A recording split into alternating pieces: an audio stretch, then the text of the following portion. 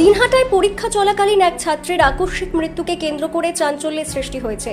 মৃত ছাত্রের নাম তন্ময় বর্মন, বয়স 13। সে দিনহাটা হাই স্কুলের 7ম শ্রেণীর ছাত্র এবং দিনহাটা মহকুমার ভেটাগুড়ি গ্রাম পঞ্চায়েতের বড়ডাঙ্গা এলাকার বাসিন্দা। জানা গিয়েছে, সোমবার বিদ্যালয়ে পরীক্ষা চলাকালীন হঠাৎই শ্রেণীকক্ষের মধ্যেই অসুস্থ হয়ে পড়ে তন্ময়।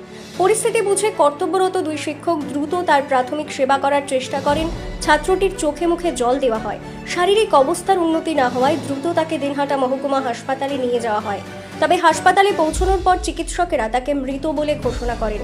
এই আকস্মিক ঘটনায় বিদ্যালয় চত্বর সহ গোটা এলাকায় শোকের ছায়া নেমে আসে। সহপাঠী, শিক্ষক এবং পরিবারের সদস্যরা ঘটনায় গভীরভাবে মর্মাহত। পরিবারের দাবি, সোমবার সকালে স্কুলে যাওয়ার সময় তন্ময়ের কোনো ধরনের শারীরিক অসুস্থতার লক্ষণ ছিল না। পরীক্ষা চলাকালীন হঠাৎ অসুস্থ হয়ে পড়ায় সকলেই হতবাক হয়ে পড়েন। ছাত্রটির মৃত্যুর সঠিক কারণ এখনও জানা যায়নি। ময়নাতদন্তের রিপোর্ট হাতে এলে মৃত্যুর প্রকৃত কারণ স্পষ্ট হবে বলে মনে করা হচ্ছে।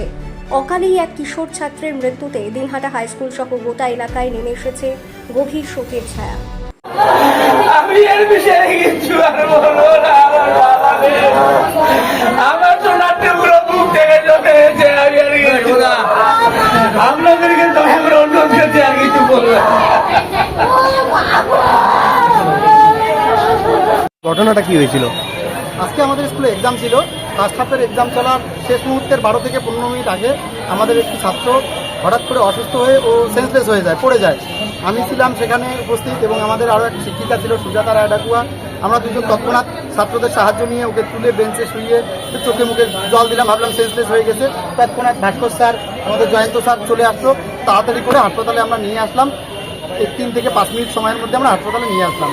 এই তো অবস্থা। এরকম আরও হয়, আমাদের দেখি যে সেন্সলেস হয়, বাচ্চাদের নিয়ে আসি, ভালো হয়ে যায়। কিন্তু আজকে নিয়ে আসার পর আমরা যে খবরটা পাচ্ছি সেটা সুন্দর নয়। কি পরীক্ষা চলছিল?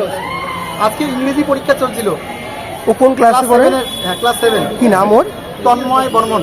কত নম্বর বেঞ্চে বসেছিল? কোন জায়গাটায় পজিশনে ছিল? ও ছিল হচ্ছে শেষের দিক থেকে 2 নম্বর বেঞ্চে ছিল। স্যার বললাম 10 নম্বর হলে। টাইমটা আর টাইমটা হচ্ছে আমাদের 12টা 50-এ পরীক্ষা শেষ। তার ধরেন আপনার 12 থেকে 15 মিনিট আগে ওই 12টা 35 থেকে 37 এই মোটামুটি সময় হবে। আপনারা গার্ডের দায়িত্বে ছিলেন পরীক্ষা? আমরা ওই হলে ইনভিজিলেটর ছিলাম। কয়জন ছিলেন ইনভিজিলেটর? আমরা 2জন ইনভিজিলেটর ছিলাম। আমাদের কম্পিউটার সায়েন্সের ম্যাডাম ছিল সুজাতা রাডেকো এবং আমি ছিলাম। আপনার নাম? আমি ইজারুল হক, সহকারী শিক্ষক দিনহাটা হাই স্কুল।